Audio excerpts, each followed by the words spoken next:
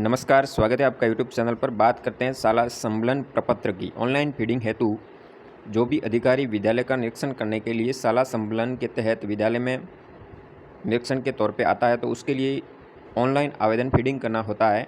तो ऑनलाइन आवेदन फीडिंग के वक्त विद्यालय के स्तर पर कौन कौन सी सूचनाएं आपसे ली जाती है और कौन कौन सी ऑनलाइन अपडेट की जाती है, जिसके तहत एक ऑफलाइन प्रपत्र भी जारी किया गया, जिसके तहत ये सूचनाएं होती है जो कोई भी अवलोकनकर्ता आपके विद्यालय की फीडिंग करके जाता है। तो इन सूचनाओं को हमेशा अपडेट रखना अति आवश्यक है। तो इन सूचनाओं से संबंधित हम इस वीडियो में पूरी जानकारी प्रदान करेंगे। सबसे पहले ऑफलाइन प्रपत्र इस तरह से आता है, जिसमें प्रबंधनकर्ता का नाम जो अवलोकन करता है, कार्यालय का नाम होगा, उसका पद होगा, किस दिनांक को वो किया गया है, स्कूल का नाम होगा, जिस स्कूल में आप गए हैं, ब्लॉक डिस्ट्रिक्ट यहाँ पे अंकित होगा।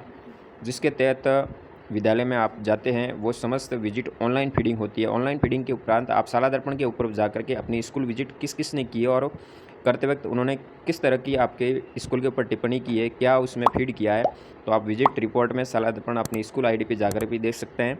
सबसे पहला पार्ट्स होगा कक्षा का अवलोकन करना, जिसके अंदर किस कक्षा में आप जा रहे हैं। सबसे पहले आपको क्लास को सिलेक्ट करना होगा, जिस क्लास का अवलोकन करें उस क्लास को सिलेक्ट करेंगे।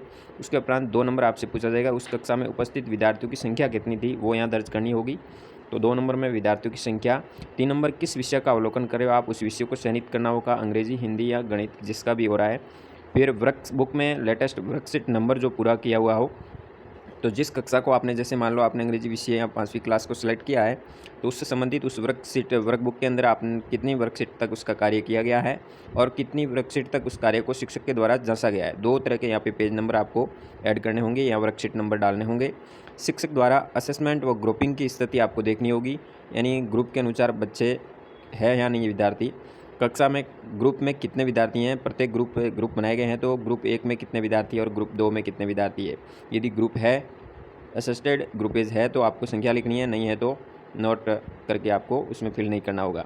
इस तरह से एबीएल किट आधारित शिक्षण सप्ताह में कितनी बार होता है। एबीएल पर आधारित यदि शिक्षण हो रहा है, 1 बार हो रहा है, 1 बार से अधिक है, 1 बार से नहीं है, या नो एबीएल किट है, तो इनमें से एक कारण सेलेक्ट करना होगा। साथ ही गत सप्ताह कितनी बार गृह कार्य दिया गया, 1-2 बार दिया गया, 3 से 4 बार या 4 से अधिक बार। क्या शिक्षक द्वारा गृह कार्य देने के 2 दिन में गृह कार्य की क्या जांच की गई, हाँ या नहीं में यहाँ पे सबमिट करना होगा। तो इस तरह से फर्स्ट पार्ट को आपको सिलेक्ट करके इस तरह से डालना होगा। उसके उपरांत औसत स्तर के आधार पर आपको 2 विद्यार्थियों को सिलेक्ट करना होगा, जिसमें फॉर्मेट 5 स्टूडेंट के अंतर्गत आपको एनआईसी आईडी जो विद्यालय के स्तर पर दी जाती है। आजकल विद्यालय में अवलोकन के दौरान कोई भी अधिकारी आपसे स्टूडेंट एनआईसी आईडी मांगता है, तो प्रत्येक विद्यार्थी की एनआईसी आईडी अपडेट होना जरूरी है। ऑफलाइन भी आपके पास होनी चाहिए। वैसे शाला दर्पण पर प्रपत्र 5 में आपको ये एनआईसी आईडी शो होती है, वहाँ से आप निकाल सकते हैं, जिससे 2 एनआईसी आईडी विद्यार्थियों की ली जाएगी। अब एनआईसी आधारित 2 स्टूडेंट को किसी भी कक्षा में सिलेक्ट किए जाएंगे, यहाँ एनआईसी आईडी आपको फीड करनी होगी।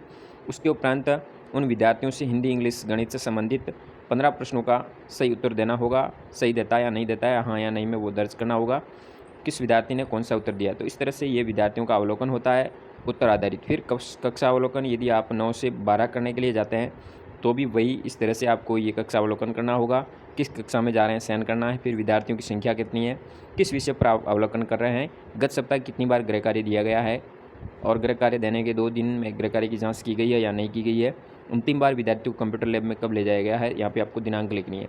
तो ये है कक्षा 9 से 12 का अध्ययन प्रपत्र है। फिर आपको सूचना भरनी होगी कार्मिकों की। अनुपस्थित या शिक्षक कार्मिकों का यहाँ विवरण दर्ज करना होगा। यदि कोई अनुपस्थित है तो अनुपस्थित कार्मिक का नाम, पदनाम, अवकाश या अनुपस्थिति का कारण दर्ज करके इसको फीड करना होगा। यदि पूरे प्रेजेंट है तो इसको भरने की आवश्यकता नहीं होगी। साथ ही विद्यालय से संबंधित अन्य अवलोकन, जिसमें ये पॉइंट आपको शो होंगे, क्या विद्यालय में शुद्ध पेयजल उपलब्ध है, हाँ या नहीं में। पानी के स्टोरेज टैंक की अंतिम बार सफाई कब की गई है, यहाँ पे आपको डेट लिखनी होगी। साथ ही शौचालय की नियमित सफाई की जा रही है या नहीं, हाँ या नहीं में जवाब देना होगा। शौचालय में पानी की सुविधा है या नहीं, हाँ या नहीं में। साबुन से हाथ धोने की व्यवस्था है या नहीं। क्या विद्यालय में पुस्तकालय उपलब्ध है या नहीं।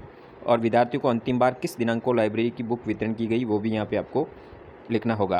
पुस्तकालय की किताबों के बारे में पूछा जाता है भी कितनी बुकें आपको वितरण की गई, तो उससे संबंधित भी आपको पुस्तकालय प्रभारी को अपना लेटेस्ट रजिस्टर संधारित करना अति आवश्यक होता है।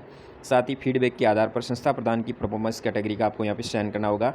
संस्था प्रदान कार्य कैसा है, वहाँ से सेलेक्ट करना, उत्कृष्ट, अच्छा या संतोष पर जो भी है। विद्यालय की ओवरऑल परफॉर्मेंस के आधार पर 1 से 10 तक यहाँ पे आपको अंक प्रदान किए जाएंगे। तो जो अवलोकन करता आता है वो आपको आपकी विद्यालय की परफॉर्मेंस में 1 से 10 तक यहाँ पे अंक प्रदान करता है ऑनलाइन। फिर आपके हिसाब से विद्यार्थियों को समझाया जा रहा है या रटाया जा रहा है, जब आप अवलोकन करते हैं, क्लास के कोई भी अधिकारी अवलोकन करने के उपरांत समझाया जा रहा है या रटाया जा रहा है, इनमें से वो तरीके से पता करके यहाँ से टिक करेंगे। फिर बात करते हैं नो बैक डे एक्टिविटीज़, जो बस्ता मुक्त दिवस की गतिविधियाँ होती है उससे संबंधित भी यहाँ पे निरीक्षण होगा। प्रथम शनिवार में जो थीम दिया गया उसके अनुसार गतिविधि होती है या नहीं होती है, तो इसका भी रजिस्टर संधारण होना अति आवश्यक है, जिसकी भी जांच अधिकारी द्वारा की जा सकती है। जिसके तहत थीम है राजस्थान को पहचानो प्रथम शनिवार का, द्वितीय शनिवार भाषा कौशल विकास हिंदी इंग्लिश का, तृतीय शनिवार में खेलेगा राजस्थान बढ़ेगा राजस्थान से संबंधित है, चतुर्थ शनिवार में वैज्ञानिक बनूंगा, और पाँचवा शनिवार यदि आता है तो वो होता है बाल सभा मेरे अपनों के साथ। इस तरह से ये कक्षा के ग्रुप भी होते हैं। जो कक्षा ग्रुप आपने देखे होंगे, फर्स्ट सेकंड का अंकुर है, थर्ड से 5 से प्रवेश, 6 से 8 के लिए दिशा, 9-10 का क्षितिज और 11-12 का उन्नति ग्रुप नाम दिया गया है। जिसके तहत यदि आयोजित की जाती गतिविधियाँ तो टिक करना है, नहीं है तो नहीं करेंगे। जैसे और साथ ही बैठक PTM SMC यहाँ कोई भी बैठक होती है उसकी भी एंट्री होती है। समारोह सांस्कृतिक साहित्यिक ये संबंधित सभी यहाँ पे गतिविधियों का दिया गया, जिसके कॉलम के सामने टिक करना यदि किसी तरह की कोई गतिविधियाँ हुई है, जिसमें योग खेलकूद भी सम्मिलित है, साहित्यिक सांस्कृतिक जो भी है, तो ये सभी टिक करनी है। क्या नो बैक डे की गतिविधियों हेतु रिकॉर्ड संधारण रजिस्टर नियमित संधारित है या नहीं। पूर्व में भी कहा गया था रजिस्टर का संधारण अति आवश्यक है, तो यहाँ पे रजिस्टर से संबंधित भी ऑप्शन दिया गया है, तो समस्त विद्यालय को आपको रजिस्टर संधारण अवश्य करना है। सम्मेलनकर्ता की नो बैक डे पर आयोजित गतिविधियों पर क्या टिप्पणी है, जो अवलोकन करता है उसकी क्या टिप्पणी है, यहाँ पे टिप्पणी करनी होगी। उसके उपरांत इस तरह से आपको ये फीड करके सबमिट करना होगा। तो ये होता है सम्मेलनकर्ता द्वारा अवलोकन के वक्त इस तरह से ऑनलाइन फीडिंग होती है। इसकी विजिट रिपोर्ट आप शाला दर्पण पे जाकर भी ऑनलाइन देख सकते हैं। जानकारी अच्छी लगी तो वीडियो शेयर जरूर कीजिए। धन्यवाद। जय हिंद।